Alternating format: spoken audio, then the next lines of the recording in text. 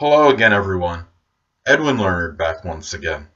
In this YouTube astrological segment, I'm going to be giving you a response video to a video entitled, quote, Bill Nye on Astrology, end quote. And in the video, Bill Nye states something like, quote, on my birthday, the sun rises in Scorpio, not Sagittarius. And at the end of the video, he says something like, am I really a Sagittarius or a sexy Scorpio? And he puts his shades on at the end of the video. I do like his Sagittarius robust sense of humor. I am a Western astrology fan, of course. I favor that. And anyway, as many of you may know, my videos are based on Western astrology.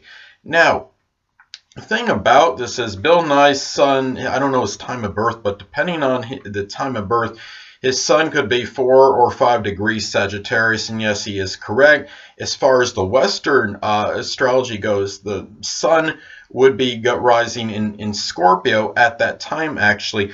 What Bill Nye doesn't understand, though, okay, is that he actually stated the Vedic position firstly. So technically, as far as Vedic astrology goes, which I don't favor anyway, but factually speaking, he did state the Vedic position of the sun on his birthday. So he's somewhat right, and he's in another way he's not 100% right either. I'm going to get to that momentarily.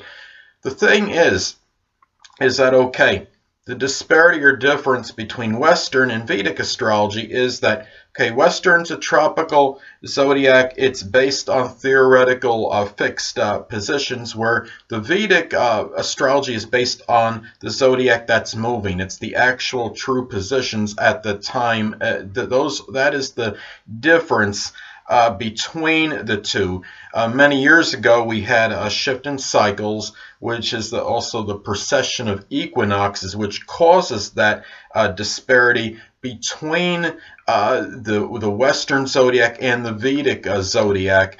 And actually, in some cases, as I was stating before, that Bill Nye is not 100% right in his statement when he says, when he talks about, okay, you have to be such and such sign to actually be another one. Not all of it according to what his observations are, because it's not a 30-degree disparity between Vedic and Western. It's actually about 23. So if Bill Nye was born in a much later degree of Sagittarius, say 28 degrees, then that would be the Vedic position, which would be in Sagittarius in that example as well. And the sun would be traversing Sagittarius at an earlier degree, say 5 degrees. That would be 23 degrees difference from 5 to 28 degrees is a 23-degree difference. So you would have the 5 degrees Sagittarius perhaps, and then 28 for 28 degrees Sagittarius as far as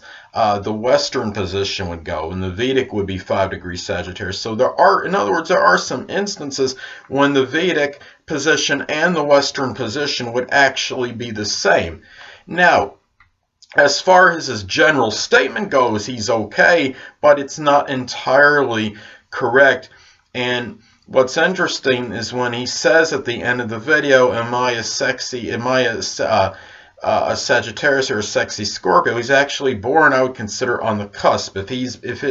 Based on his time, if it's not more than 5 degrees Sagittarius, I would consider that on the cusp. So he could actually have, in my opinion, maybe a few Scorpio characteristics, but he does seem very Sagittarius to me. It wouldn't surprise me if he had a Sagittarius ascendant as well. Now, the thing about this is, I understand why he and so many people are so quick to debunk and repudiate astrology. They're looking at the Western astrology, which I agree with, but what it is because you're basing it on fixed or theoretical positions. A lot of people don't agree with it, but a lot of times, I mean, in life, in different situations, like we have belief in things we don't always see.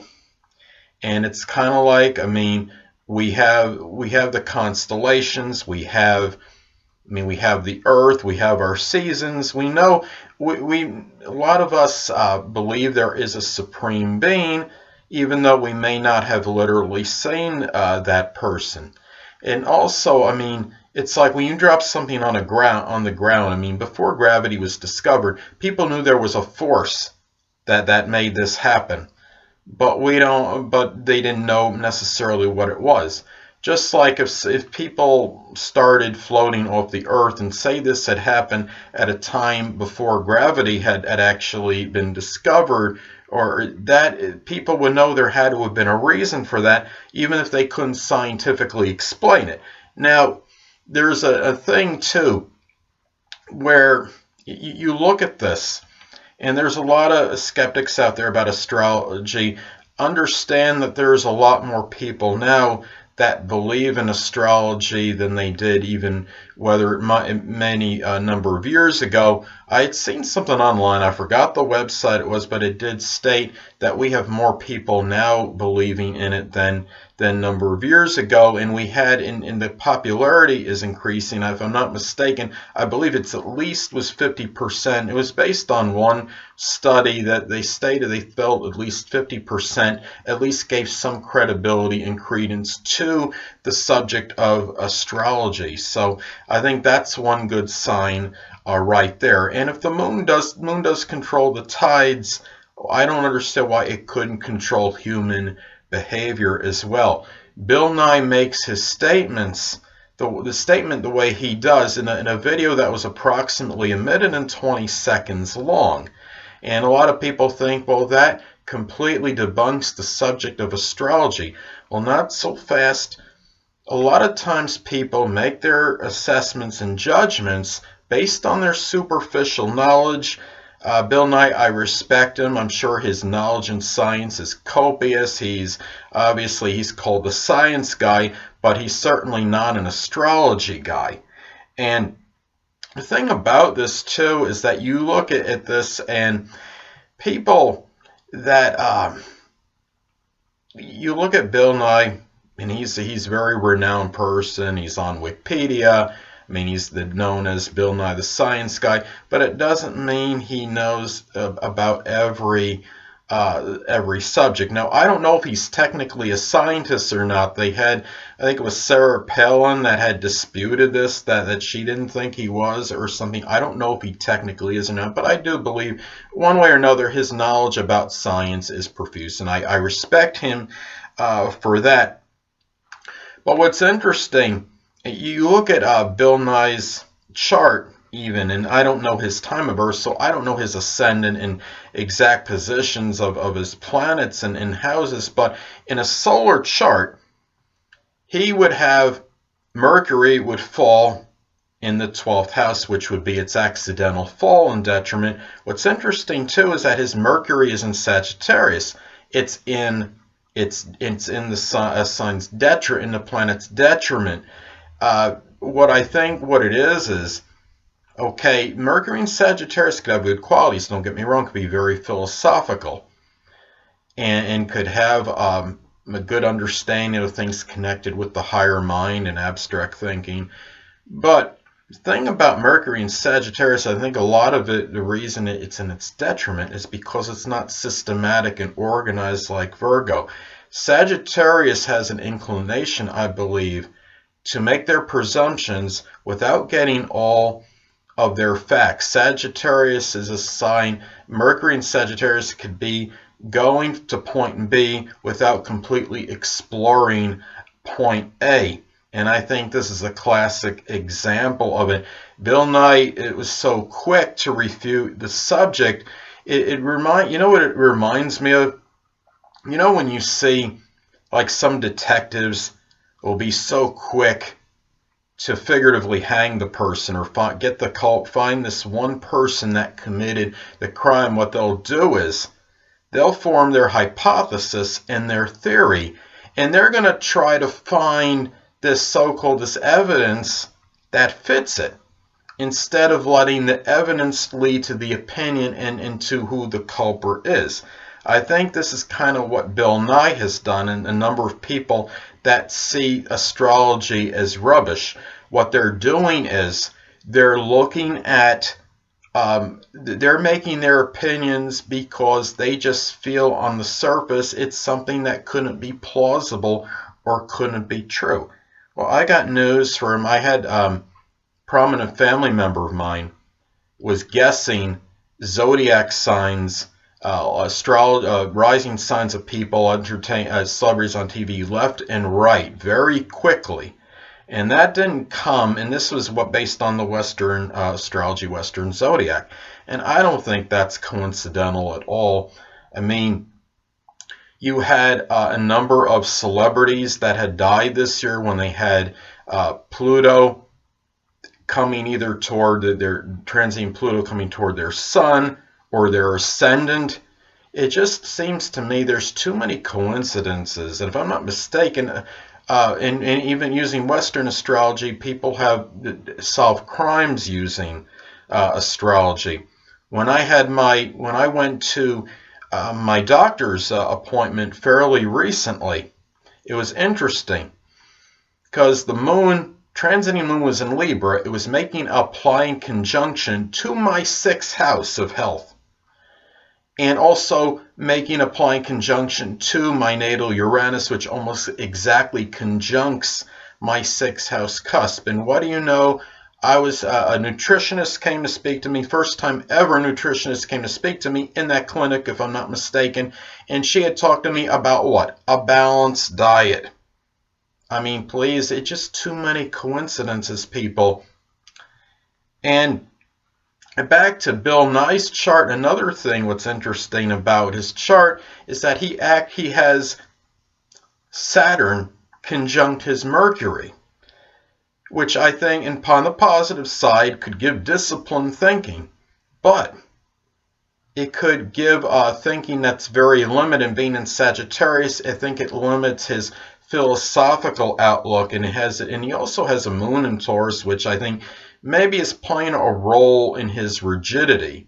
And it's similar if you look at the late renowned Carl Sagan, who had a Taurus ascendant and had a Sagittarius moon.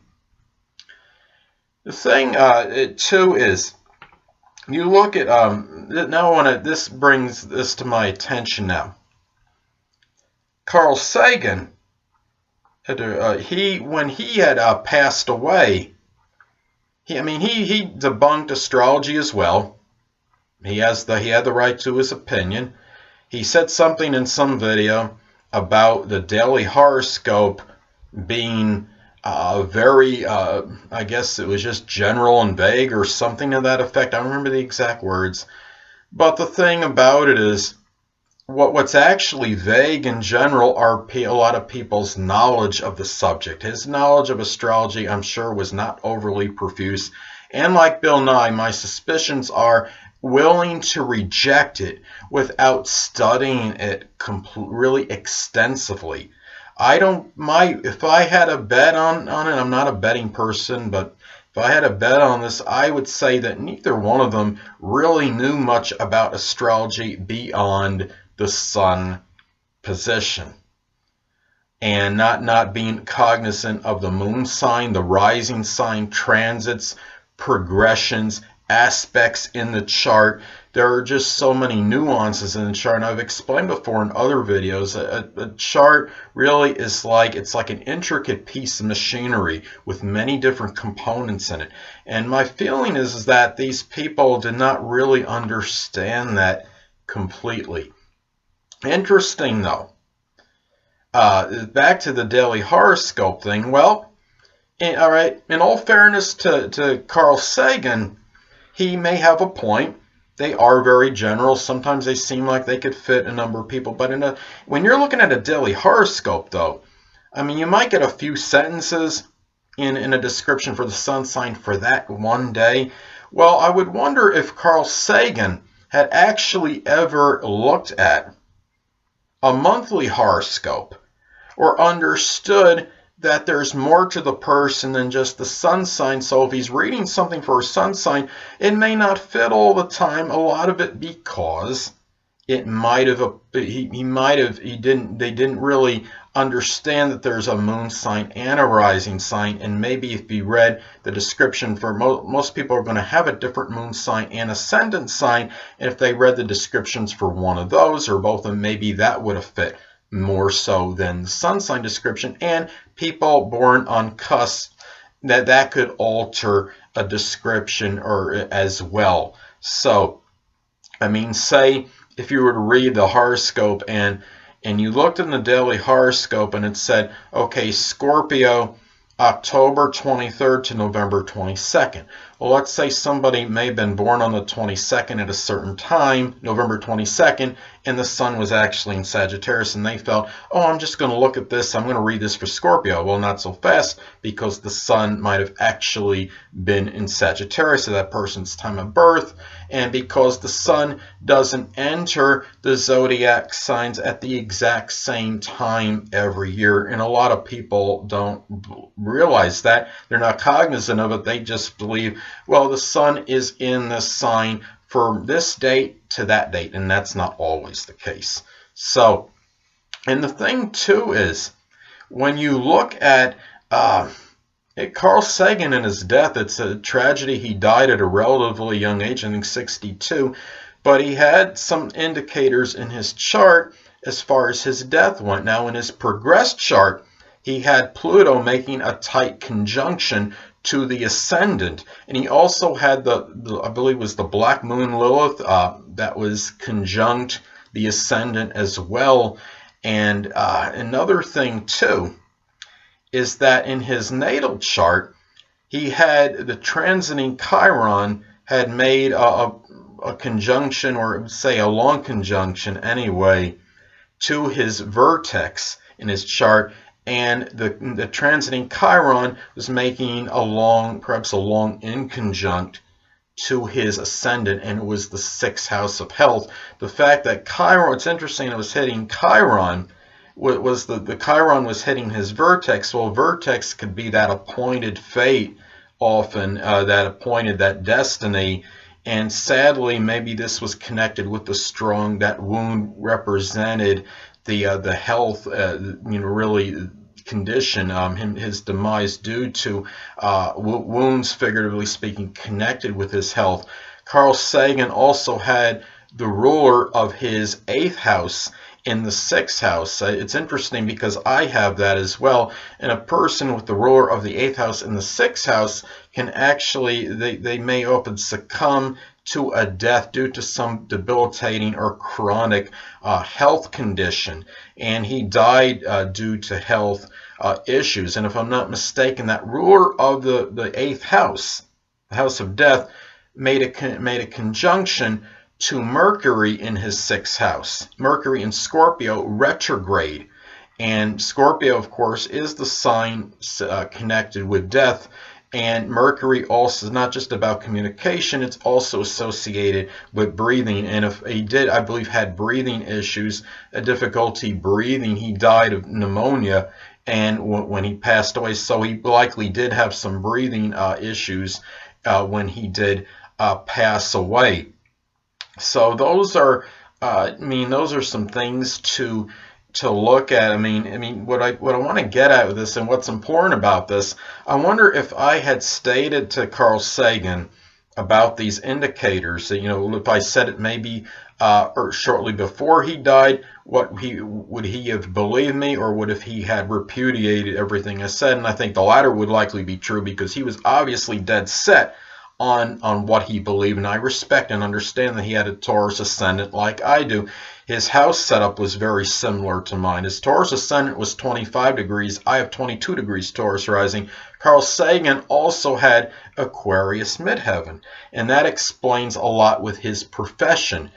He was connected with astronomy or something, and I think a lot of that was him having the Aquarius midheaven. He also, I believe, had Saturn in Aquarius in the 10th house of career. That was one of the rulers of the 10th house, so it's not surprising he had a career connected with notoriety. Now, another thing is that Carl Sagan had said, well, he basically felt that he could refute the subject of astrology, because another thing he stated was, okay, get a load of this. That what he said something like that he could take, okay, two people born on the same date, same year, in the same time, have identical charts, and they go in two different life directions. Okay, that's fine. But let's take Carl Sagan, for example, having the Aquarius midheaven. Let's say you take somebody that was born on that same date with the same year in the same time, had the same identical chart as him.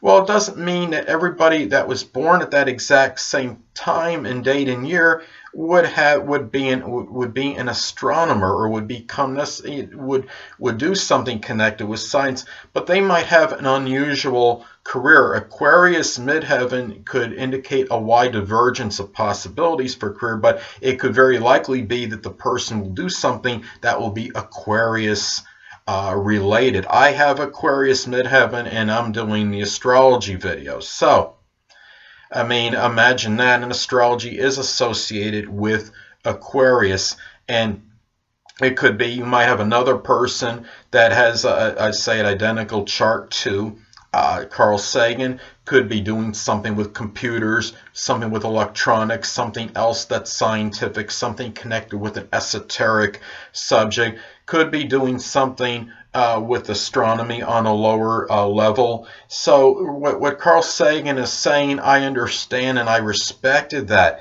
But that does, just because somebody born at the same date and time and year as somebody, they're going in a different life direction, that doesn't refute the subject of astrology. So anyway, people, for last but not least, what I'd like to say is, well, gee, I have a Cancer sun, a Gemini moon, and I have a Taurus ascendant. So does that make me an emotional Cancer sun? Am I a intellectual, studious Gemini moon? Or could I be a very persistent and sometimes maybe even obstinate Taurus rising? Well, you know what? I think I'm a combination of all three. Well, anyway, people, that'll conclude this YouTube astrological segment. For my response video to the Bill Nye on Astrology video. And two things I want to get with you on before I head out. Firstly, the stars may impel but do not compel. And secondly, never isolate any single astrological element, aspect, planetary placement, position, configuration, influence, or what have you, and make an analysis of a person, astrologically speaking, based on this alone. Because astrologically speaking, the person is the sum of all their components in their natal chart and not just one. Until next time, people, stay well.